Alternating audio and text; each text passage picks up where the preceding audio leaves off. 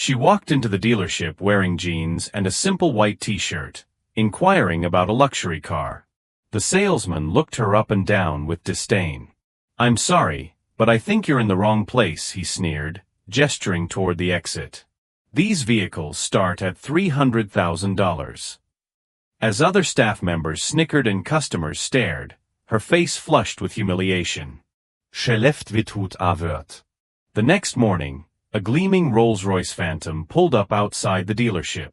When the back door opened, the salesman's jaw dropped. He never saw it coming. Golden Luxury Motors sparkled under the morning light. Glass walls showcased a fleet of exotic vehicles that most people could only dream of owning. Porsche, Bentley, Aston Martin, Ferrari, each more expensive than the last. Diva Collins, known simply as Jennifer to those who knew her, stepped through the doors. Her black curly hair bounced slightly with each step. She still wore the same simple white t-shirt, well-worn jeans, and minimal makeup, a woman who valued practicality over presentation. At 35, she exuded a quiet confidence that came from knowing exactly who she was. What wasn't apparent from her modest appearance was that Jennifer was the founder and driving force behind the Collins Foundation for Children with Disabilities, an organization that had transformed thousands of young lives. Years before meeting her now husband, she had built the foundation from nothing, pouring her heart and education in special needs development into creating real change. As she entered the showroom, her eyes immediately fell on a sleek midnight blue coupe, perfect for her sister's 40th birthday. Caroline had always dreamed of owning a luxury car, and after beating breast cancer last year, Jennifer wanted to give her something truly special. She could easily afford it. Her foundation's success and personal investments had made her comfortable in her own right, though few knew that. Across the showroom, Jade Thompson adjusted his blue tie and straightened his navy suit jacket. As sales manager, he prided himself on being able to spot serious buyers instantly. At the sight of Jennifer and her casual clothes, he smirked and nodded to his colleagues. This would be amusing. "Good morning." Jennifer smiled at a young salesman named Alex, who approached her. "Welcome to Golden Luxury Motors." "I'm Alex. Is there something specific you're interested in today?" Before Jennifer could respond, Jade smoothly intercepted. "I'll handle this, Alex," he said, then turned to Jennifer with a practiced smile that didn't reach his eyes. "Looking for directions, ma'am." And just like that, Jennifer's day at the dealership began, a day that would change perspectives for everyone involved. "Actually," Jennifer replied pleasantly, "I'm interested in that midnight blue coupe." She pointed to the $285,000 vehicle displayed on the elevated platform. Jade Thompson's smile tightened. He'd seen this before, people wandering in to daydream about cars they could never afford. With the end-of-month quotas looming and 3 serious buyers expected that afternoon, he had no time for fantasies. "That's the limited edition Azure. Only 15 were made this year," he said, emphasizing each word as if speaking to a child. "Perhaps I could direct you to our used car division? They're in a separate building about 3 blocks east." Jennifer noticed how his eyes darted over her simple clothing, lingering on her scuffed sneakers. She was accustomed to such judgments. Most people had no idea she deliberately chose this way of living, finding freedom and simplicity despite having access to immense wealth. "I'd really like to learn more about this one," she persisted politely. "Is it possible to see the interior?" Jade's expression soured. Behind him, 2 salesmen exchanged knowing glances. "The Azure is by appointment only," he lied smoothly. "Our serious clients typically schedule private viewings." Just then, a couple dressed in designer clothing entered. Jade's demeanor transformed instantly. "Please excuse me," he said to Jennifer without actually looking at her. "Why don't you take a brochure? Alex can help you with that." He strode toward the couple, arms outstretched in welcome. "Mr. and Mrs. Harrington, wonderful to see you again." Alex, the younger salesman, approached Jennifer with an apologetic smile. He couldn't be more than 25, and his suit seemed a size too large. "I'm sorry about that," he said quietly. Would you like me to tell you about the Azure? I would. Thank you, Jennifer replied. As Alex enthusiastically described the vehicle's features, Jennifer noticed Jade leading the well-dressed couple directly to the Azure. He opened the door with a flourish, inviting Mrs. Harrington to sit inside, the same car he'd claimed was appointment only. Jennifer smiled to herself. That's quite all right. Jennifer assured the now uncomfortable Alex, I understand how these things work. Across the showroom, Jade was performing his well-rehearsed sales routine. This particular model has a waiting list of 8 months, but I've set aside one for special clients. Mrs. Harrington ran her hand along the leather interior. It's exquisite, but I'm not sure about the color. We could certainly discuss custom options, Jade assured her. Jennifer approached quietly, standing just within earshot. Excuse me, she said. I was hoping to inquire about purchasing this model. Jade's face tightened. As I mentioned earlier, this vehicle is being shown to these customers, he said with barely contained irritation. Perhaps you could come back another time or, as I suggested, check our used car options. The couple looked uncomfortably between Jade and Jennifer. I'm specifically interested in this car, Jennifer stated calmly. For my sister's birthday next month. Jade stepped away from the Harringtons, lowering his voice. Look, I understand people like to dream, but this is a place of business. That vehicle costs more than most homes. Now I've been patient, but you're interrupting a legitimate sale.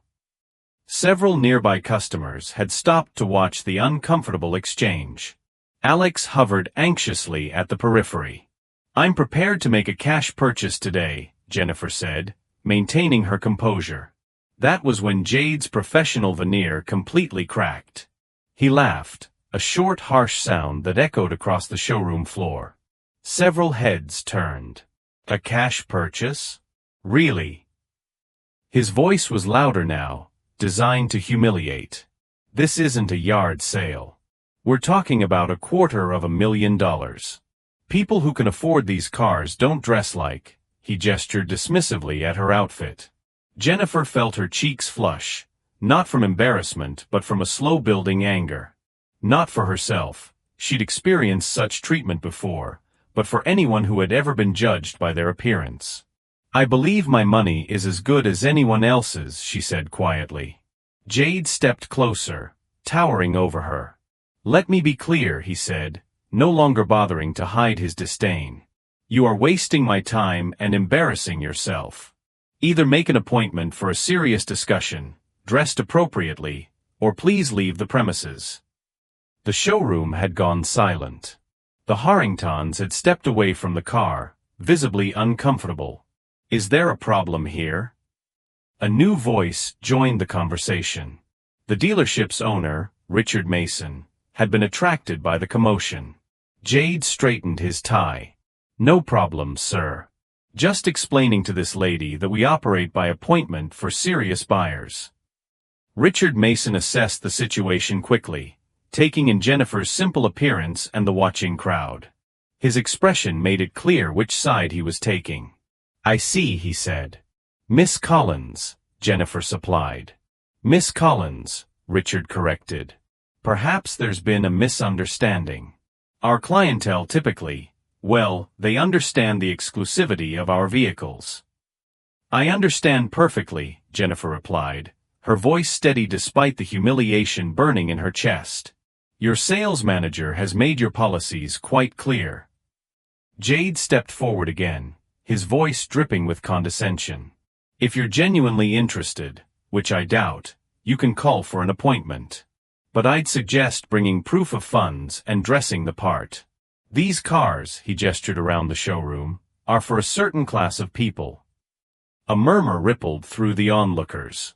Someone snickered. Jennifer looked around, at the judging faces, at Jade's smug expression, at the owner's tacit approval of his employees' behavior. She'd faced discrimination before, but rarely so blatantly. So publicly. I see, she said simply. With dignity intact but spirits bruised, She turned and walked toward the exit. Behind her, she heard Jade's voice, not quite quiet enough. Some people just don't know their place. As she pushed through the glass doors into the morning sunlight, Jennifer pulled out her phone. The humiliation stung, but a small resolute smile formed on her lips as she dialed. Elegance revealed nothing of the billions behind its ownership. David Collins preferred it that way. At 41, the tech visionary had revolutionized renewable energy storage technology, building a fortune while maintaining a deliberately low profile. When Jennifer entered his home office, David looked up from his desk, immediately setting aside his work. 15 years of marriage had taught him to read her expressions with precision.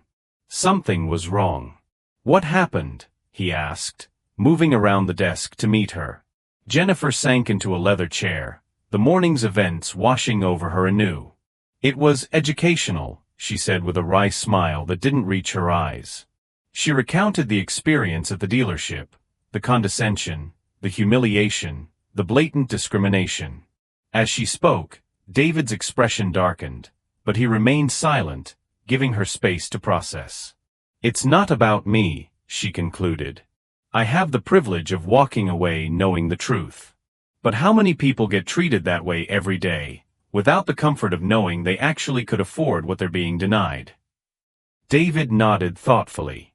In their years together, this was what had always moved him most about Jennifer, her consistent concern for others, even when she herself had been wronged.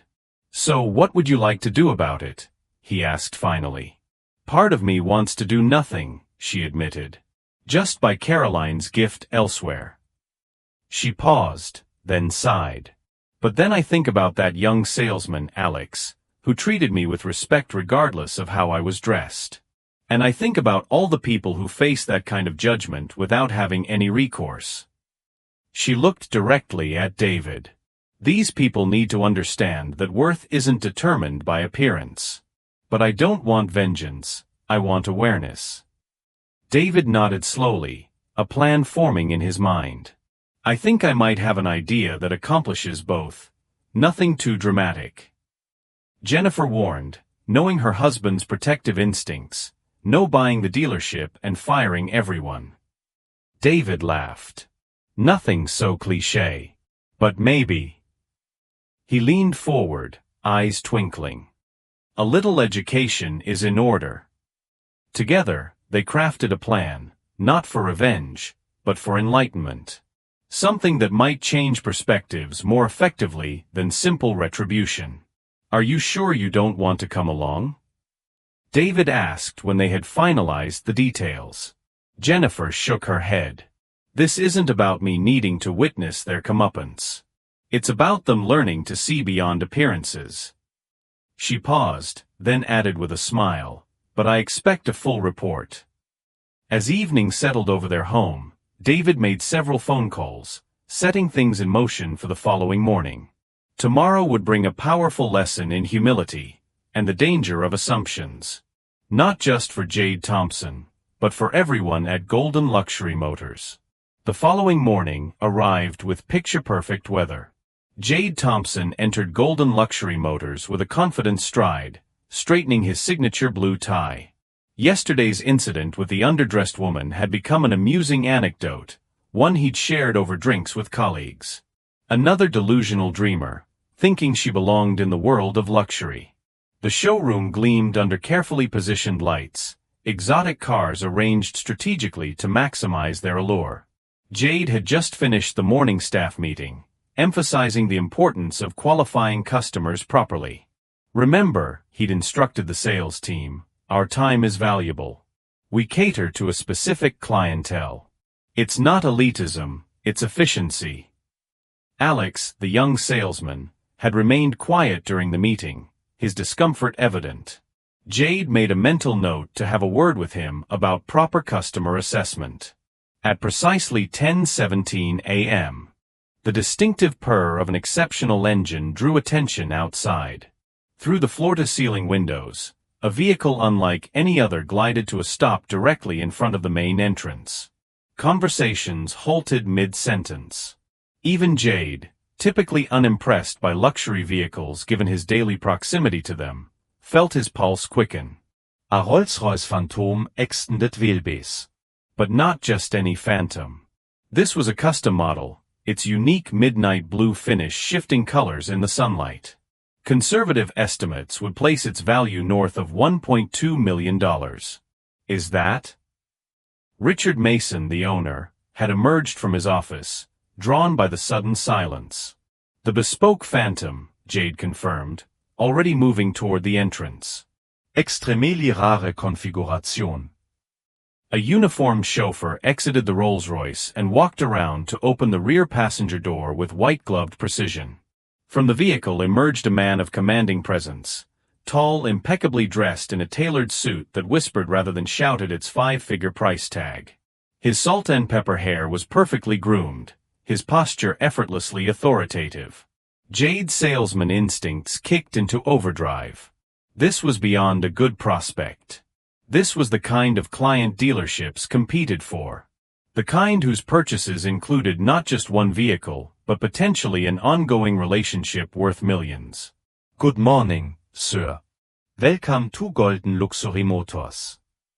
Jade stepped forward, intercepting the distinguished visitor before any other salesperson could approach. Jade Thompson, sales manager. It's an absolute pleasure to have you with us today.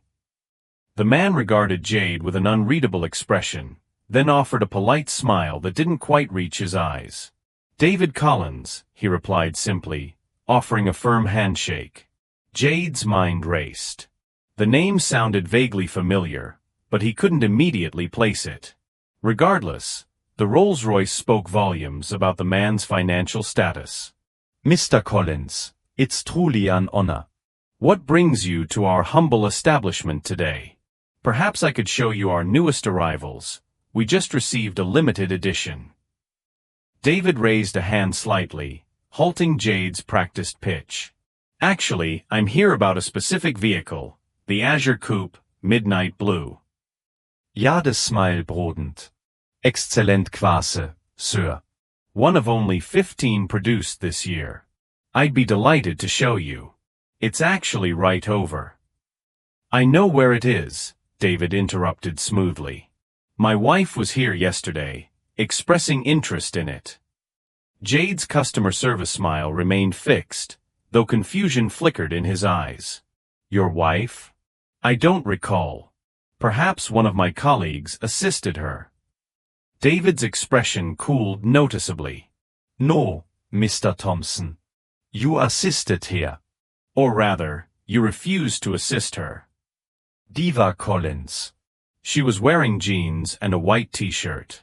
You suggested she might be more comfortable looking at used cars. The blood drained from Jade's face as realization dawned. Behind him, he heard a small gasp from Alex, who had been hovering nearby. Mr. Collins, Jade stammered, his usual smooth delivery abandoning him. There must be some misunderstanding. We welcome all customers here. By now, Richard Mason had approached, sensing a situation developing. Is everything all right, Jade?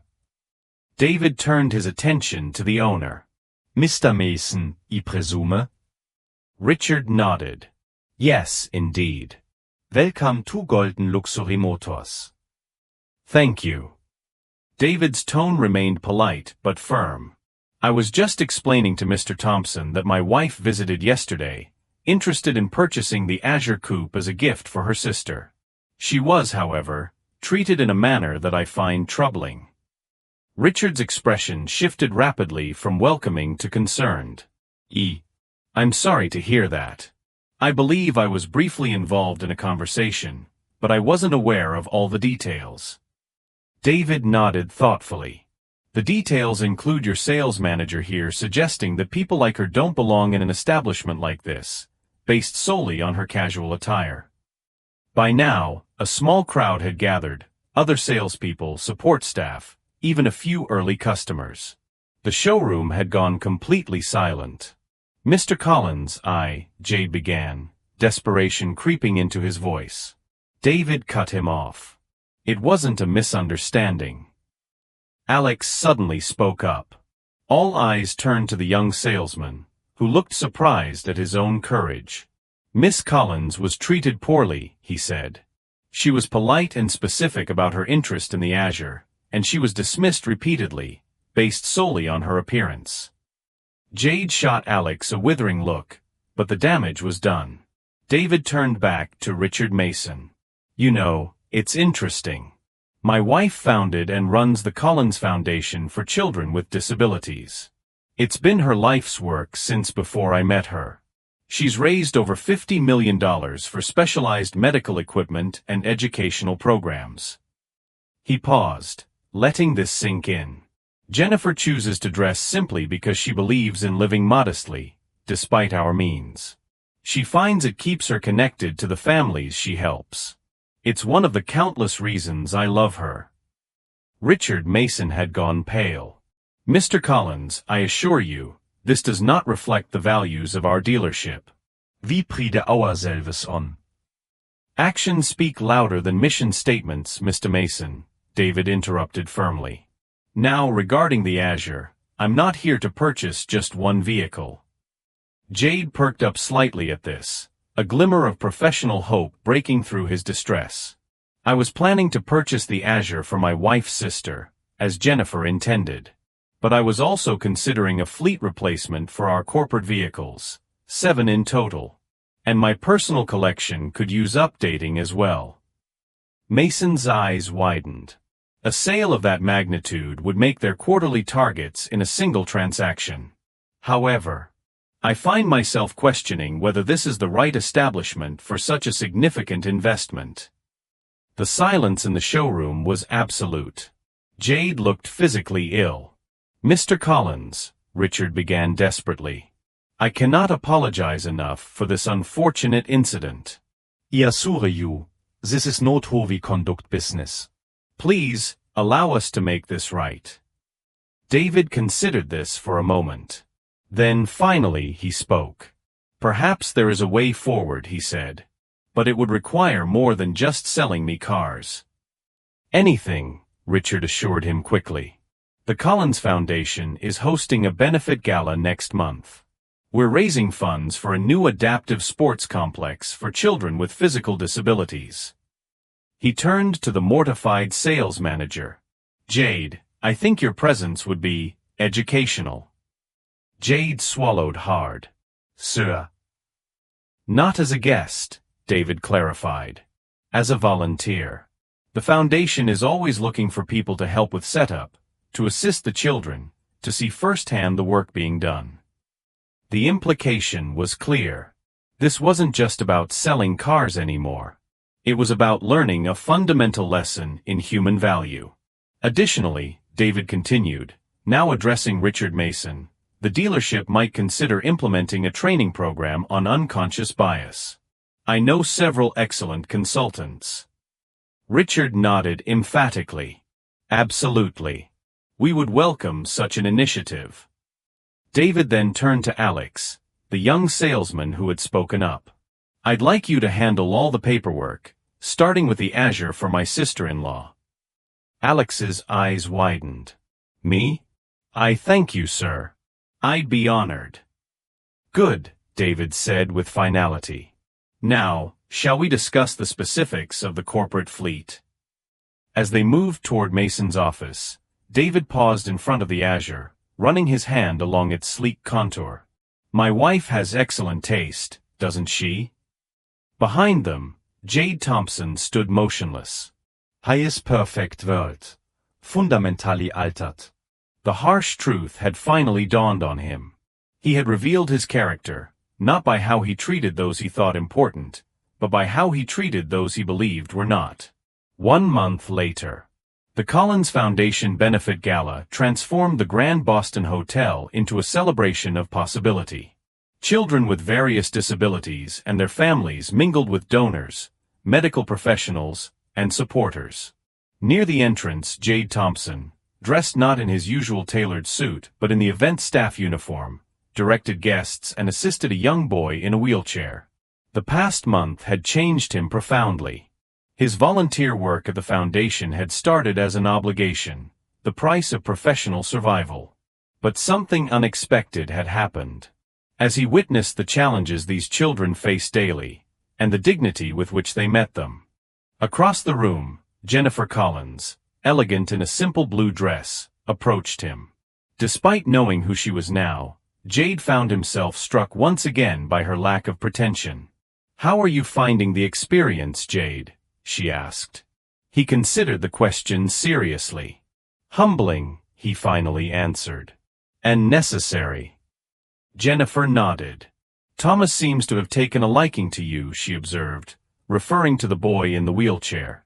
"He's teaching me about adaptive basketball," Jade admitted. "Apparently, I have terrible form." "This true a genuine Lauk from Jennifer." "He's an honest coach." Ja, des Expression grey serious." "Mrs. Collins, I know I've apologized formally, but I need to say it directly. I'm truly sorry for how I treated you. There's no excuse." "You're right, there isn't," she agreed, but without malice. "The question is, what have you learned?" Jade took a breath. "That worth isn't determined by appearance, position, or possessions," he said thoughtfully. "And that everyone deserves respect, until they prove otherwise." Not the other way around. "Good lessons," Jennifer acknowledged. "Expensive ones, too, I imagine." Jade nodded, thinking of the substantial business the dealership had lost when David Collins decided to purchase only the Azure, and not the additional fleet worth millions. "Worth every penny," he replied sincerely. Across the room, David joined them, placing a gentle hand on his wife's shoulder. "Jade was just sharing some of his insights," Jennifer explained. David nodded. "I hear you've become quite involved with the adaptive sports program." "Yes, sir. In fact, I've signed up to continue volunteering, after my required period." He hesitated, then added, "And I've been working with Mr. Mason on revamping our customer approach at the dealership. No more qualifying by appearance."